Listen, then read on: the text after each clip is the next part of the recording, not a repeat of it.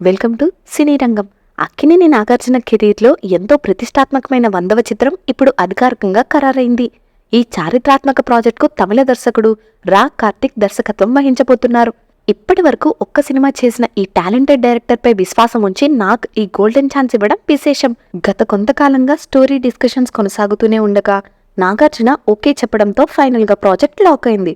Action, family emotions మిళితమైన mass class ఎంటర్టైనర్గా ఈ సినిమా రూపొందనుందని సమాచారం. 100వ సినిమా కావడంతో ఎలాంటి రిస్క్ లేకుండా సేఫ్ జోన్లో స్ట్రాంగ్ స్టోరీని ఎంచుకున్నారని టాక్. అంతేకాకుండా ఈ ప్రాజెక్ట్కు నాగ్ తన సొంత బ్యానర్లోనే నిర్మిస్తున్నారట. ఈ సినిమా టైటిల్గా 100 నాట్అవుట్ అనే పేరును పరిశీలిస్తున్నారని తెలుస్తోంది.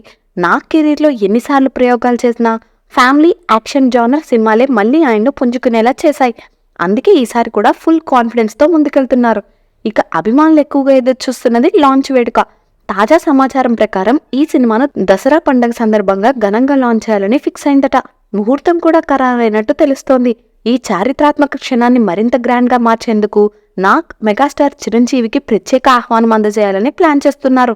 మెగాస్టార్ స్వయంగా హాజరై క్లాప్ కొడితే ఆ క్షణం టాలీవుడ్ చరిత్రలో గోల్డెన్ పేజీలా నిలిచిపోతుంది.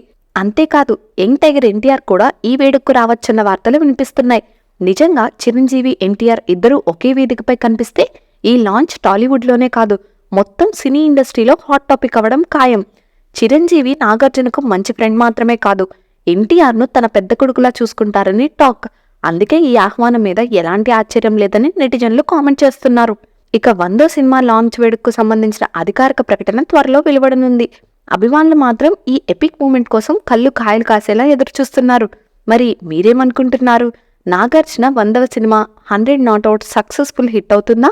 మీ అభిప్రాయాలను కామెంట్స్ రూపంలో మాకు తెలియజేయండి. అలాగే ఇలాంటి మరిన్ని సినీ అప్డేట్స్ కోసం మా ఛానల్ను సబ్స్క్రైబ్ చేసుకోండి. Thank you for watching.